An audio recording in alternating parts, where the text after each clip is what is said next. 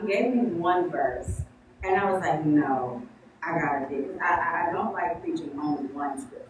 Like John, like give me the meat and potatoes of what I'm looking at, so I can understand differently. So when God was talking to me, I was like, no, there's something else to it. So then I went to the beginning of the chapter, and I was like, there we go.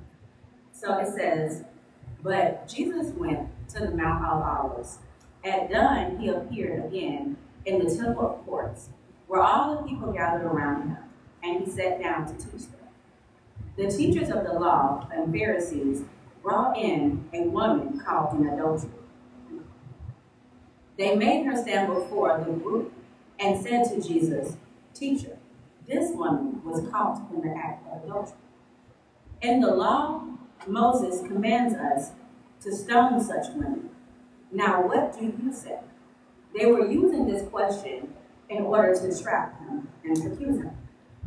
So what we see right now is Jesus is out teaching, minding his business, and the devil is always present. So he's trying to hem Jesus up like, okay, you so holy. Your Father is in heaven, right? You live by the law. Here's the law. They snatched this woman out of her bed, out of another man's bed. They didn't bring the man. Isn't that ironic? They didn't bring the man, but they brought the woman, just as she was, caught. And I don't know if you guys have been caught in the act of something that you don't know, or in an act of sin. But they blamed you and not everybody that was there. But what I found in life is, when you have a calling on your life, you will be called. And everybody else will get away with it, but you will be caught and blamed. But there's something with God. People will point a million fingers at you, but not back at themselves. But God is a just God. And so as they brought her to him, shameful, no clothes, looking like she just got out of someone's bed, no man, only her, and in the act of adultery. Now Jesus is teacher, so let the teacher talk. But Jesus bent down and started to write on the ground. With his fingers, when they kept on questioning him, he straightened up and said to them, "If any one of you is without sin, let him be the first to throw the stone at her." Again, he stooped down and wrote on the ground. At those words, those who heard began to go away one at a time. The elder ones, the first ones, until Jesus left, with the woman still standing there. Jesus straightened up and asked her, "Woman, where are they? Has no one condemned you?" "No, sir, not one," she said. "Then neither do I condemn you." Jesus declared to her, "Go now and live and leave your life of sin." So the Pharisees are sitting around. This is the scene. They're sitting around. And Jesus is teaching. So now here she is in front of him. There's like, the law of Moses said that she should be stoned. Women like this, not the man, but women like this dirty woman should be stoned. They sought her life. Women like her. Here's Jesus. If you are without sin, I dare you to cast the first stone. He just went on back. He just went on back. Woman, is anybody there left to accuse you? No, sir. Not one. Go and be set free. Everybody will have something to say about your life, but not about theirs. That's the reason why they say skeletons in the closet. Some people will do anything to keep those skeletons in the closet. They'll pay any amount of money to keep those skeletons in the closet. But if you move left or right, yours can trip you down. They try to trap you up or condemn you, not bringing everyone else that was affiliated. That's the reason why some people have prison sentences and you're in a group of people, but the police only got you. But it was a bunch of y'all, but they only got you. I would want to know more about this woman in her life beforehand. Because for them, they had to be watching her day in, day out. She could have just been seeing her friend. How did they know that what she was doing? But the devil always got eyes on you, especially when you have a call. And he needs to trip you up. He needs to say something like the accuser of his brother, because that's what he is. He's the accuser of his brother. And so if he can get you and he can tell God, look what your child has done. And he can tell God, look what your child has done. He feels like he has you. The Pharisees really thought they won. They thought they did a big one. They're like, yep, we see him over there teaching. All right, we're going to teach him a lesson. What lesson was taught? Other than them disappearing. Because the accuser, when it's turned back on them, and now they know what's about to happen. Jesus was going to read every last one of them fulfilled and about to cast some demons up out of them and expose some demons. The devil ain't done. He knows when to run. So today I'll even write down what today is, because whatever has been chasing you and trying to accuse you, God is going to give them some options. They can stand there and keep accusing you and watch their lives be on Front Street, or they can turn away and leave God's child alone. 9 times out of 10, the devil don't want his hand displayed. That's why you see billionaires paying billions of dollars to get up out of some trouble, because their NBA didn't stick.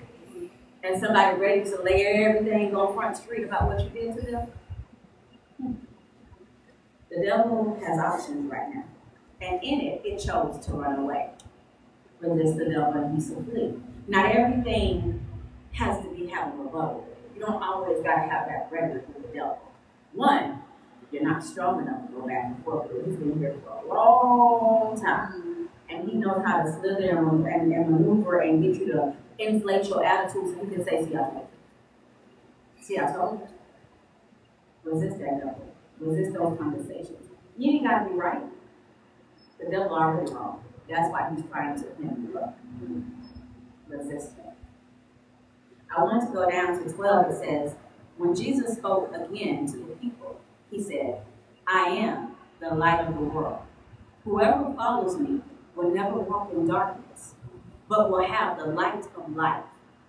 So after he freed her, he began to tell them who he is, since they walk in darkness. Because sometimes you got to let the demons know, I am the light. Yeah, that's why you're trying to make me look like you. But I look like my Father. I will never be dark. I will never be dark. I won't get what you're trying to project on me. I'm not little, so you can't belittle me. You can't demean me or demoralize me. I am a person. I am a human. I am a light.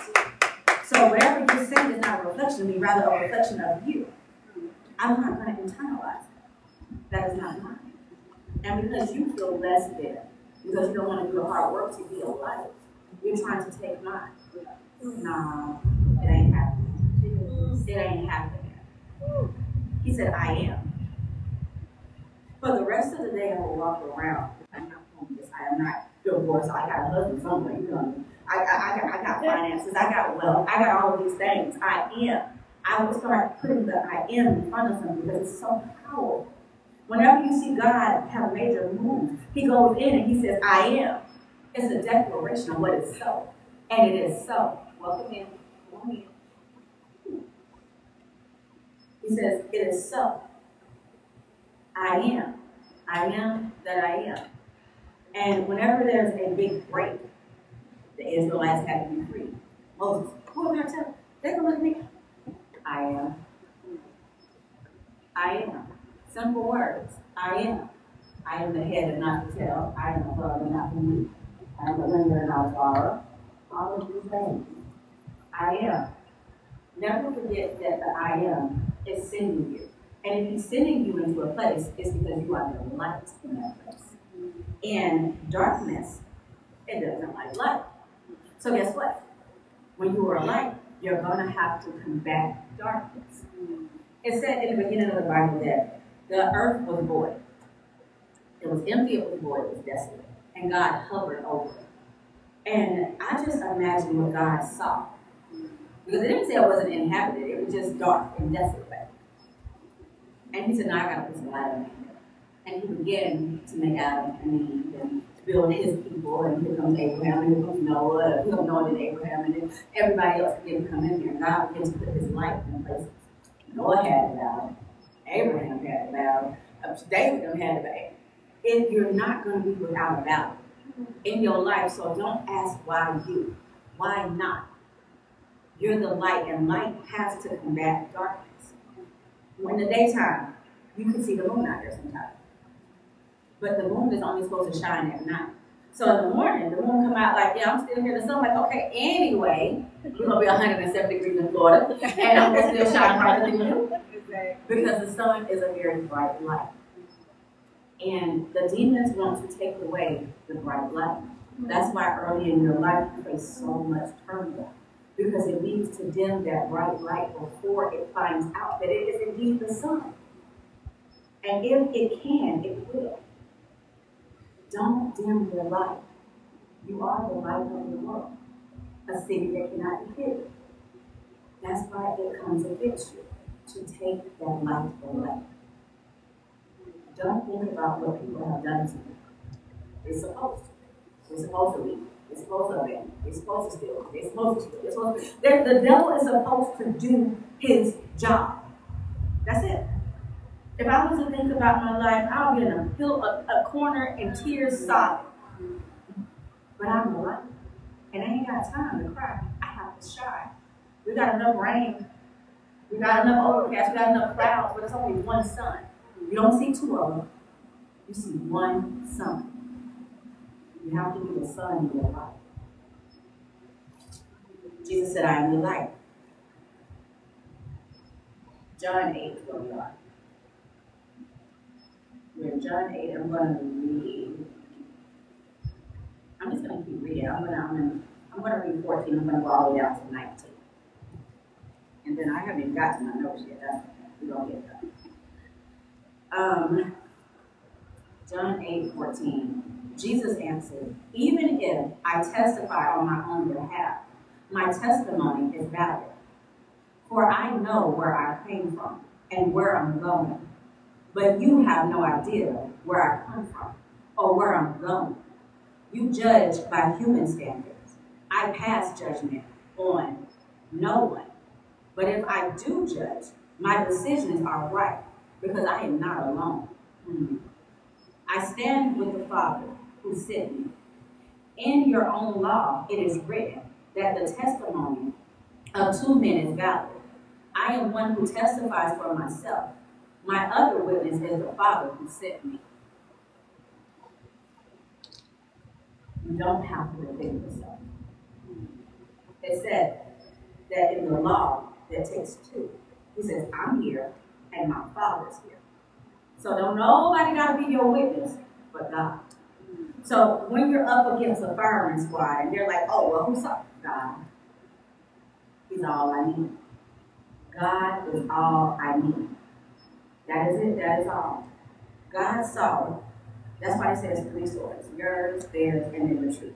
God is saying, I'm all you need. I don't even need to say it because I know the truth. And if you're saying it happened, I was there when it happened, I'm the witness. I'm the judge, I'm the jury, I do it all. It's you and God. So if you're up against something, I will take it to God. Then they asked him, where is your Father? You do not know me or my Father, Jesus replied. If you knew me, you would know who my Father is also. It's the reason why the devil keeps attacking you. To me, I hear what Jesus said, you're right. But to me, they know. They know. They know who he was. Because you don't see them attacking John them. You don't see them attacking Peter them. They're only coming for the one. They're not questioning them. They're only coming for Jesus. When they thought that it was John the Baptist, they came for him too. Later on, he did his imprisonment and beheading. Because they couldn't really decipher, or differentiate between him and Jesus. Because they had kind of the same kind of flow. And it was 6 months apart. Because they looked alike, they talked alike, they walked alike. John was a wild man. Jesus walked, he was like a nomad. So they kind of had similar differences. So they really couldn't tell which ones it was. So they came for both of them. But the disciples, they could go around free. They did have some opposition after Jesus left, and even a little bit with them, but they came for Jesus because he was the one. And in your life, you face a lot of turmoil and just people coming at you senselessly because they know that you're the one that God chooses.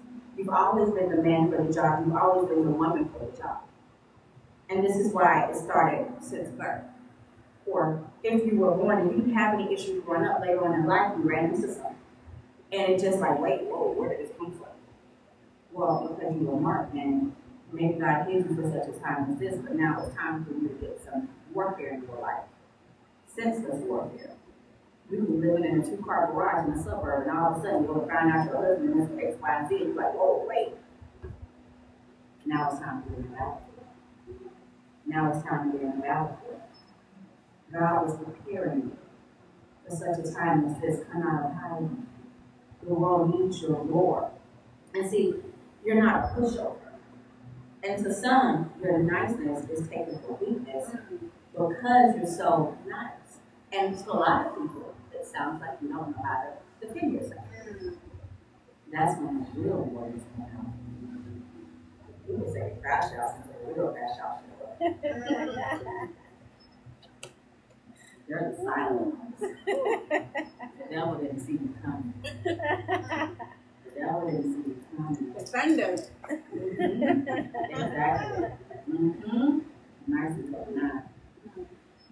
So I want to come over to 32, and then I'm going to go over to 35. Go down. It said this because I'm just going to read it in I'm going to read it in the correct notes. It says,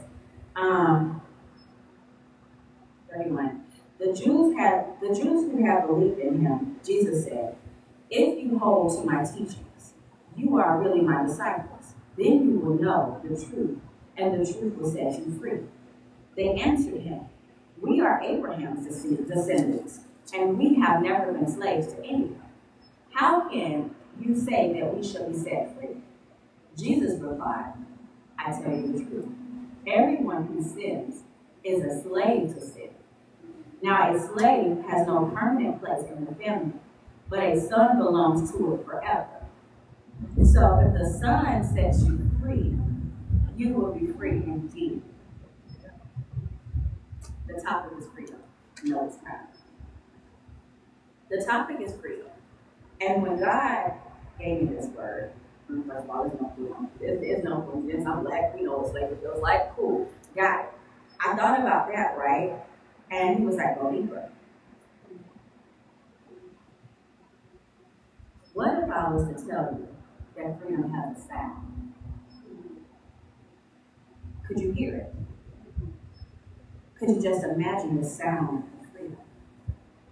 I think the biggest trick of the enemy is telling us that we're no longer slaves. If we reference back to John 8:32, they said, we're seeds of Abraham. We're not slaves. Jesus, like I tell you, if you are a sinner, then you are a slave to sin. So in our lives, we think that we're living free, when in fact, most of us are slaves to fear, failure, addiction, anxiety, love, a job, family, religion, etc. We have many things that enslave us. We're looking at slavery as whips and chains. We have mental slavery. We can't even get out of bed right without crying or without weeping, or we hear what people think, and we're slaves of projection. What are they going to think about me? How are they going to perceive me? My hair, my nails, my legs. We are slaves to thoughts. Emotional bondage. Stifle, afraid to move left, afraid to move right. We can say we're not afraid of anything yet. It's things that we're afraid to get on the interstate. The back roads, we're afraid. It's things that we are afraid of that has us in bondage. And Jesus is saying, if I set you free, why are you still wearing the shackles of slaves? It has to be a change. After years of bondage, you crave freedom like you breathe. You crave it. Now, you might not know what it feels like. And I go back to the Israelites, and they wanted freedom. Yet when they obtained it, they didn't know what to do with it, because freedom is that.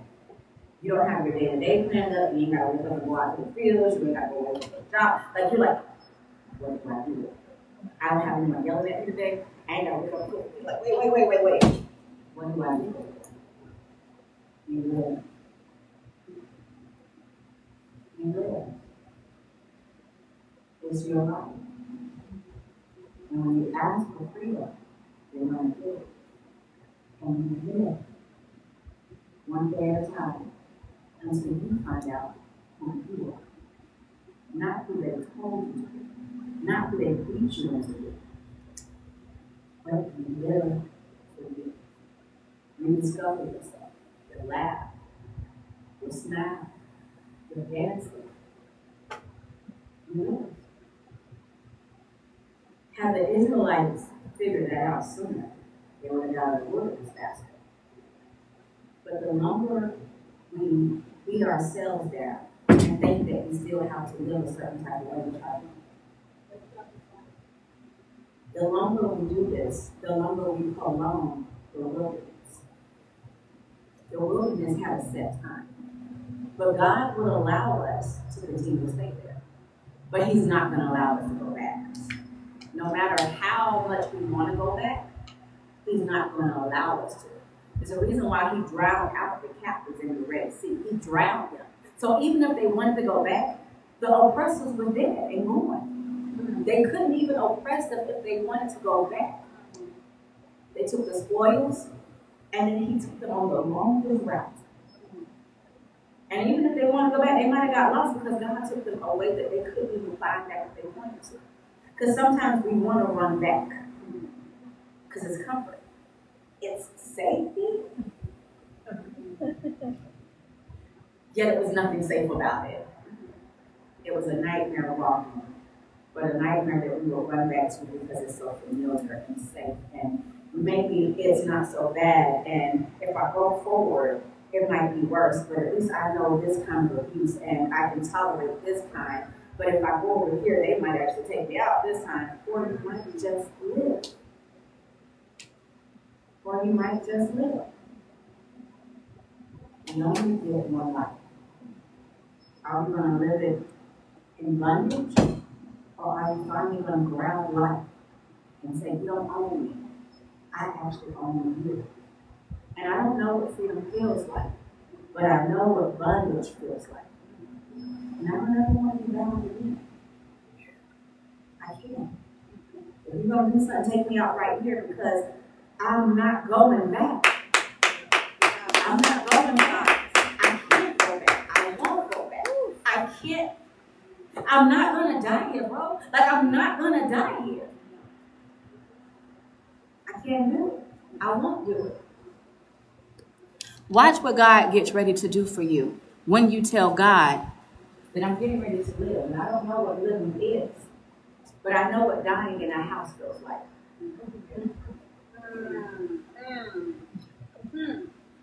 I know what living with someone who hates my guts feels like.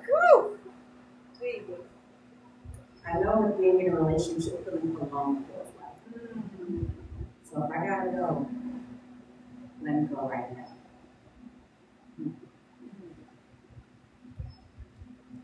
What if I was to tell you that freedom is here? Would you grab it? Yep. Would you believe me, or would you take the route back home? That's why I did it. Orpha did it, and then Ruth and her, and then Naomi. She was like, you know what? I'm going back. Ruth was like, nah, I've been back there. I don't know her story before, but I know she was married to her son, and he passed, and I wonder who was before him, but she was like, nah, I can't. Wherever you go, Naomi, I'm gonna go. Whatever God you serve, I'm gonna serve. I can't go back. Naomi was like, I can't give you no child. I don't care. I got old maid before I go back. I can't go back. Some bridges were made to be burnt down, so you will never go back. I can't go back. It's not an option. So God, whatever you got for me, let's go. I'll walk in the dark. I'll walk blind. Whatever you got for me, God, I'm gonna walk into it because I've been there before. I ain't going back. I ain't going back. I can and I won't. Freedom is right here. You're going to tell me that I can be free or I can go back. We got two options. And God, you're going to be with me regardless. You're going to be with me if I go back to rescue me. And you're going to be with me if I go forward to provide for me. I know that God will rescue me. Cool. But can I get to know God, my provider? Let's just take a walk. If I got to go that way, let me go that way. Let me go that way. It's time to push back and free your mind. A quote that I ran into yesterday, I was actually getting my hair done, and I went into a restaurant, and we had to get at 4 a.m., and I was like, God sent favor before when I walked in. She was like, oh, God sent you. You in the building, you in the building. And she was like, I need a good church. She was talking about hers, and she said, I just need some sermons. So I put the little phone on, and what made so I put my sermon on, and she was like, whoa, who are you? And I was like, oh, nobody really. Nobody really. And then I went to the restroom, and right above, let me read this quote because I had to take a picture of it. Faith is the bird that sings when dawn is still dark. Faith is the bird that sings when dawn is still dark. The birds are going to still sing. They're still going to sing. Hebrews 11:1. Now faith is the substance of all things hoped for, yet the evidence of those not seen. Y'all can have seats. Thank you. It says, you want this? You want this? You want Hebrews? All right, you read my handwriting?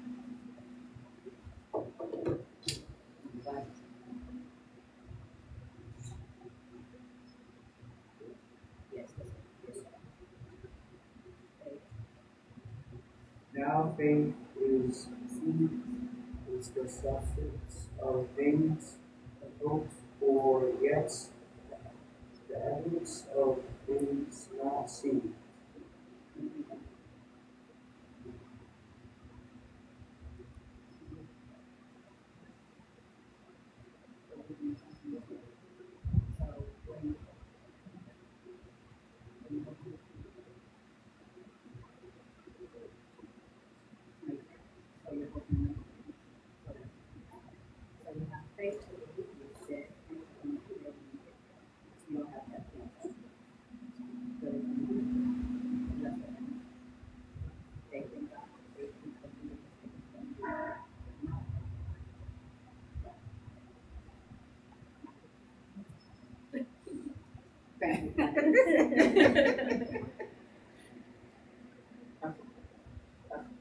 Can't see him too. So I was getting ready to read you guys what God had gave me as a caveat piece to freedom. And when I equate freedom, again, so we talk about slavery. And we're going to go to one of the most profound writers that I know, besides Langston Hughes, and it's Maya Angelou. And as he was talking about the faith of the bird that sings, I know why the cage bird sings. So I just want to read this and hope that was important. I know why the cage bird sings. A free bird leaps on the back of the wind and floats downstream to the current winds and dips his wings in the orange sun rays and dares to claim the sky. But a bird that stalks down his narrow cage can seldom see through his bars of rage. His wings are clipped and his feet are tied, so he opens his throat to sing. The cage bird sings with a fearful thrill of unknown but longed for still, and his tune is heard on a distant hill, for the cage bird sings of freedom. The bird thinks of another breeze. The free bird thinks of another breeze, and the trade of winds soft through the sighing trees, and the fat worm sings on the dun bright lawn, and he names the sky his own. But a cage bird stands on the graves of dreams. His shadows shout on nightmare screams. His wings are clipped and his feet are tied, so he opens his throat to sing. The cage bird sings with fearful thrill of things unknown, but longed for still. And his tune is heard on the distant hill, for the cage bird sings of freedom. When you've been free your whole life, you don't really know what it feels like to be locked up. But the cage bird's wings are clipped, so it can't fly. Have you ever been clipped in your life where you can't even have a personality? Look this way, stand this way, talk this way. Breathe. Don't dress like that. Don't talk like that. Sit up straight. You're to be seen and not heard. You're late. The wings of the cage bird were clipped, and it's watching all the free birds soar the air without a word. The sky is its home, and it only can imagine. So as it sings its songs in desperation, it sings of freedom. One day I'll be free. One day I'll come out of this. I won't be caged forever. Freedom is right here. I will be free one day.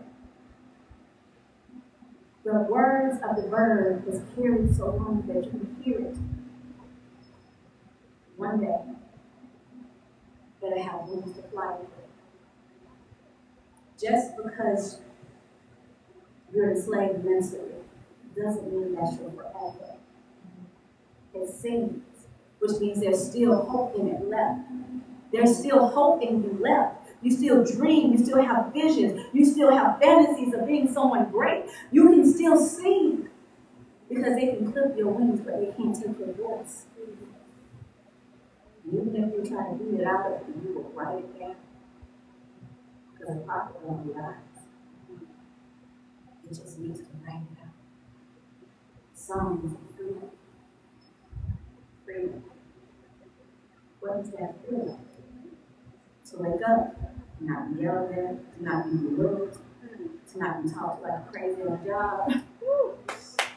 Yes. What does it feel like to truly be you? Who are you?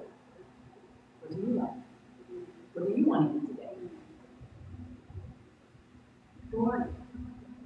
What's your newfound freedom?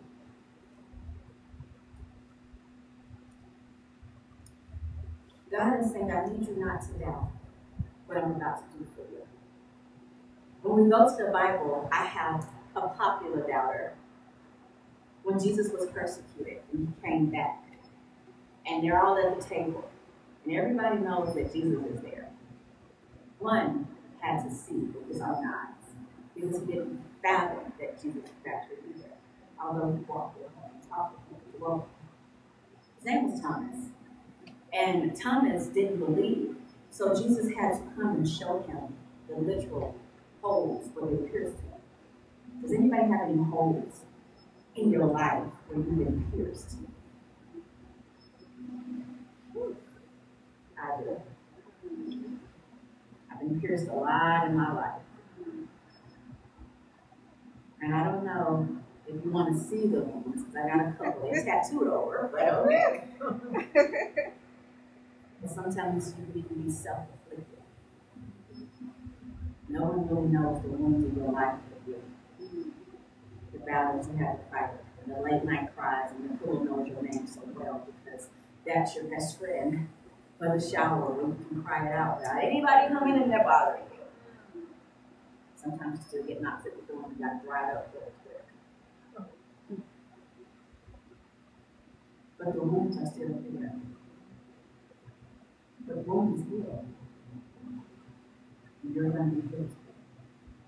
And freedom is going to be your portion, even if you have to take it by force. And that means choosing you. I simply ask you to do this with me. And I'm just going to ask a question. Do you still believe in miracles?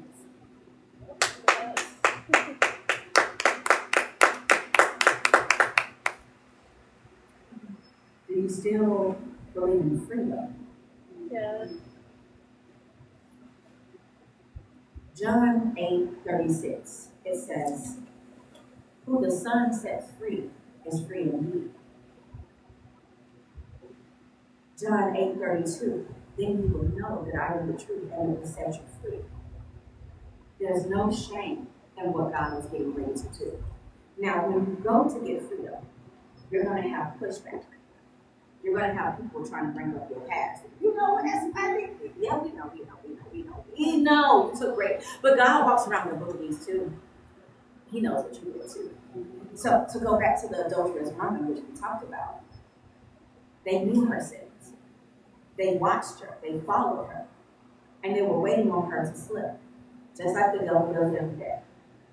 He's an accuser of brethren. It says that he comes through and go, seeking who he may devour. He's an accuser. But God is getting ready to take that shame away and give it back to its rightful owner.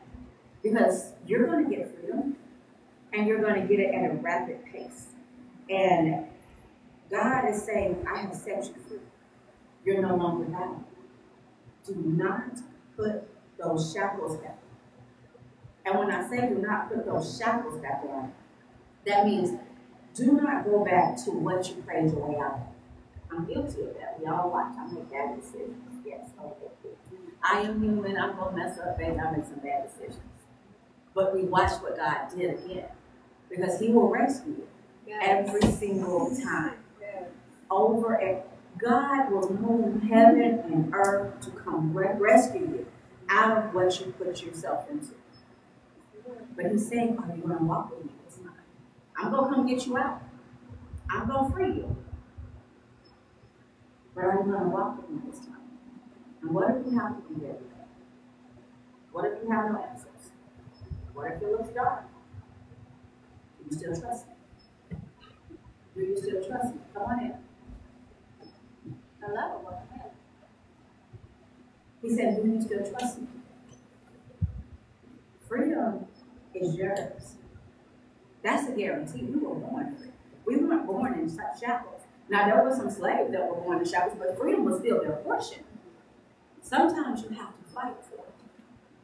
If the devil can get free labor out of you because you don't know who you are, he's going to get that. He's going to get 400 years of it. If you knew who you were sooner, the wilderness would be over.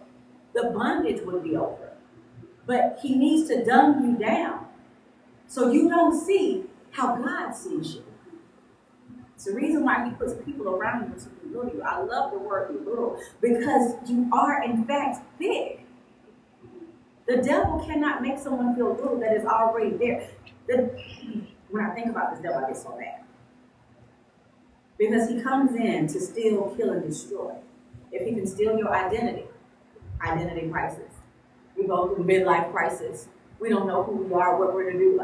We don't know. We go through chaotic times. We have friends, quote unquote, that tell us everything that we're not. We have people that betray us. The devil will put people in our lives to use us, to abuse us, to do all of these things to us. So we don't know who we are, but what they tell us.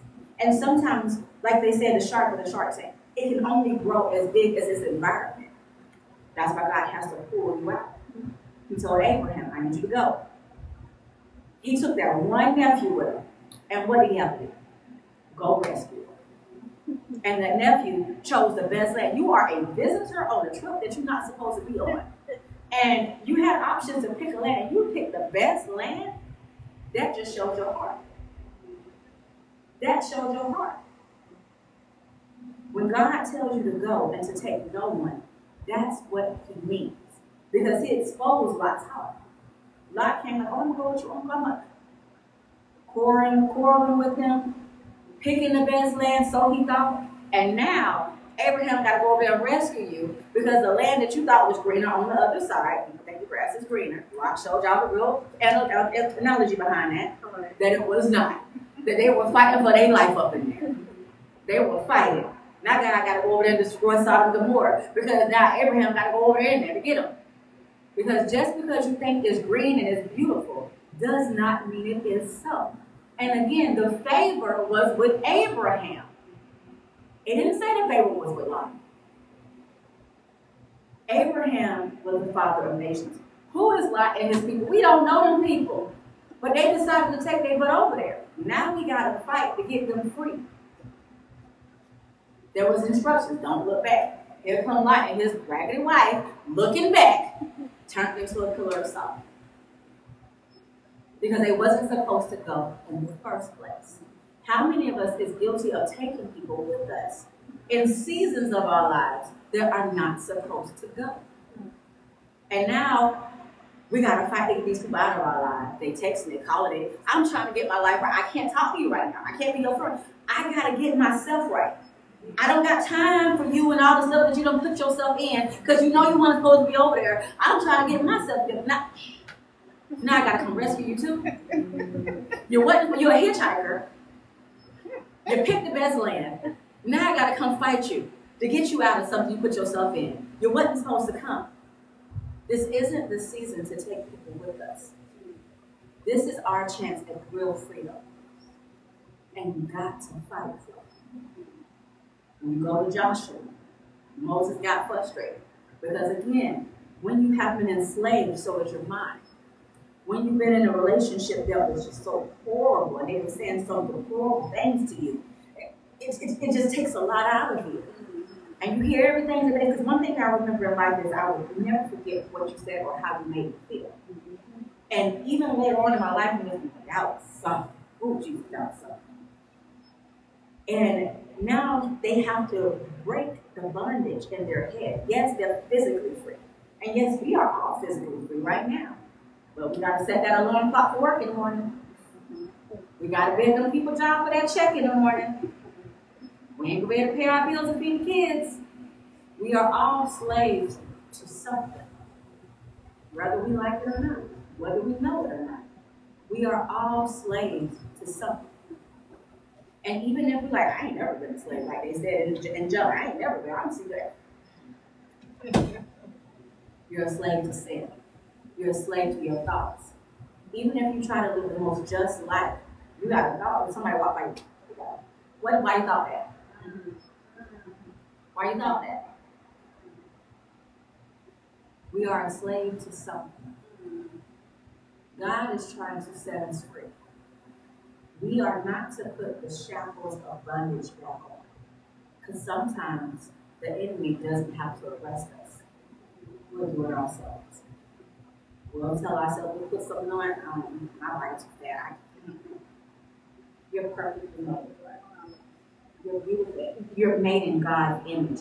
In whatever season in your life, because you have to understand in life, you're not always going to be a teen with a teen body. You're going to be middle-aged with a middle-aged body, and that's okay. And that's okay. Because you're not going to be forever younger. You're going to be forever dumb. You need to mature physically, mentally, and emotionally. You're not there anymore. Don't go back. You prayed your way out of it. Don't go back. We look at these filtered bodies and these filtered this, and them people are ugly inside. You're beautiful inside. And it reflects outside. That's why the attacks come. Because you look like God. You look like freedom. You look like light. You look like happiness. Even in dark times. Because I can guarantee you, if I was to say right now, you're going through something, somebody walk in, they start crying, you're going to go over there. You're going to comfort them. You're going to go put your stuff in the back burner and be like, what can I do? How can I help you? How can I? That is who you are. And the devil knows that. Your heart is pure. They don't make people like that. People see people crying on the corner, it's not my business, not my fault. Right. But you like, oh, I was going through something. Okay. Well, tell me about what you're going through. Right. Okay. You make other people's problems yours when you are an answer. You are a solution. People call you because you are a solution. They don't know where else to go. And even if they know how to pray, they don't know how to do that. Your prayers reaches God. Quick. Throughout your life. Quick. They know that. And they know that you know God. So they're going to go to the answer, to the solution. They're going to go to you. And I know it might be frustrating sometimes, but you do. Because you're free.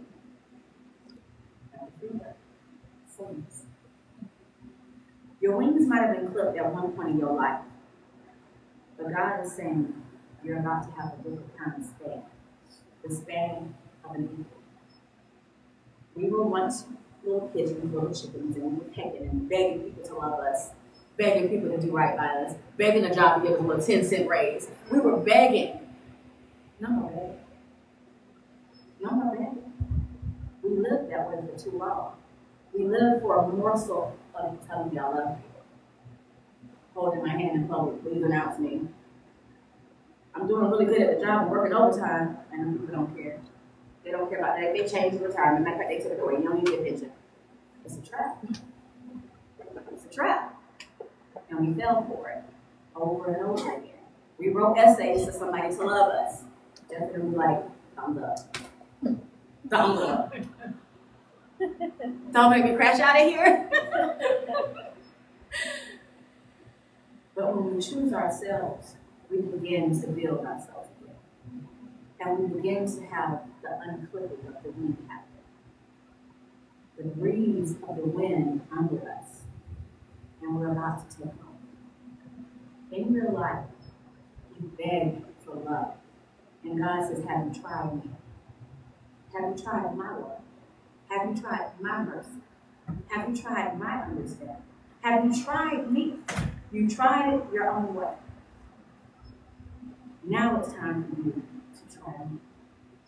I love you. I always love you. I was waiting on you to choose me. Because I'm not a forceful guy. I'm a gentleman. I'm going to be here when you fall. You see, I dust you off. When that heartbreak happened. When I laid in bed with you and I comforted you. When they fired you. I made a way for you. I had somebody call you and pay your gas and pay this. I always was there for you. I was waiting on you to have a relationship with me. I'll wait you out. I'll wait you out. I know they're going to hurt you. I'm right here. I will never leave you. I will never forsake you. I will never abandon you. Thank you. Thank you. I knew this day would come. And I'll be waiting. In June. You'll follow. And sometimes I can't force it. I got to let you go down that road. You say you love her. Okay. You don't know her. Right. All right. You say, look, you sure about that? You sure about that? Okay. You sure you want to work at that job? If some demons, they're going to beat you how you get it. But that's all right. All right. Okay. You're going to fight your way out. But I'm going to let you go. But I'm going to be right there with you. In the thick of it. When you call on me, I will answer. I will be the light in the darkness. I will be your provider. I will be your protector. I'm going to let you go. But I'm going to be right there with you. Guiding you. You're going to hear my voice telling you not to go that way. Not call off today. I'm going to be the voice. Whether you listen to me or not, I'm still going to give it. And when it happens, I told you to turn left, now you're in the car wreck. You're like, dang, son told me not to go there. I told you I'm going to be there with you. I told you I'm going to be there with you. You seen the sign, big, to stop them. And you're like, I'm going to still with it. You say stop them. Doggone it. I did see that sign right before it happened. Right. I'm going to be with you. I'm going to show you. But it's up to you to listen. We're all guilty of not listening. I just came out of not listening. I just came out of not listening. And it was a fight for our life. But God. It's okay to fall. But it's not okay to stay there. And it's okay to not listen. But get the lesson. And listen for every voice. In the stillness of the voice. Because God will lead you if you listen. And honestly, you can say this, you've seen the sign. You can be driving in a bumper car, on the back of the bumper it say sign. Later in the midnight hour, God will turn around. You're going through something like that's a song. Okay, later in the midnight, you just sang the song. No, in the morning it's turning around for you. In the morning, God is about to do it for you. All of a sudden you get the keys and you think about it. Dang, it did say that. He gives us signs. It's not just me telling you, it's the word. And Jesus is a perfect example. When he fought the devil with the word of God, it is written. Our life is already written. We have to follow. It's not a wonder. We're not wandering around in the dark. It's already written. Jeremiah talks about it. Before I formed me in your mother's womb. So before we were even, when I think about that, that's how much God loves us. That before we were even thought to be here, He had already given us a blueprint there. So when we run away from God, we run away from the direction that He has given us. How do we get back to what He told us? He gives us deja vu moments. Yes, you did in heaven before you were here. It's not a coincidence that you have a flashback of something that you've never done before. Or perhaps you have. The blueprint is already written. We have choices. We have free will. When we get the aha moment of who God is, our lives start turning around really fast. People start moving. And God starts inputting the right people because now you're ready. And when you're ready, God will open up heaven for you. But only when you're ready. You think about the parable, because it wasn't reality, but the parable of the prodigal son. How he got everything that he wanted because he wanted it real bad. He got everything that he wanted because he wanted it real bad. And he squandered it. And he squandered it because he wasn't ready. But he told his daddy that he was. And his daddy's a gentleman. Okay. You want what? Give it to him. Give him the finest. He out there partying. Like it's 1965. He just out there just slide down, just here. The money runs out. The friends run out. The associates run out. Everybody's going to leave you when they perceive you have nothing left. He goes back to living in the pig's pen, eating with the pigs like the slops. And I don't know about you, but I've eaten some slops in my life. I've ate $5 meals. I've been hungry. But then I see God turn it around. When I said, God, I'm not supposed to be living like this. In my father's house, I was eating like a king. So if I can be a servant in my father's house, God, I'm serving. That's good enough for me. When we carry this mantle, it's to serve. And everything else will be there. He said, if I can go back to being a servant, that's good enough for me. When his father saw him, he jumped up and he began to run to himself. When you decide to say, God, I don't want to live like this. My wings are clipped, I can't breathe, I can't eat, I'm eating a squalor. If you just let me be a servant, God's like, servant? Listen, I got big plans for you. You're going to serve, but at the top, you're going to serve my kingdom. I'm about to put you in positions of power because you humbled yourself in the pigsty. You looked around and you realized there was no one but me, and you called upon me, and I answered. So come on to your father's house, because I don't operate in shame. I'm going to give my son the best choice role. Put his signet ring back on him. Put him back in position so everyone can see. He fell, but he got back up. It's time to get up in my father's house. Many people have watched you fall in life and talked about you. They laughed at you. They didn't perceive you getting up. But in my father's house, there's no shame. And there's also no respect of a person. He don't got to go to them.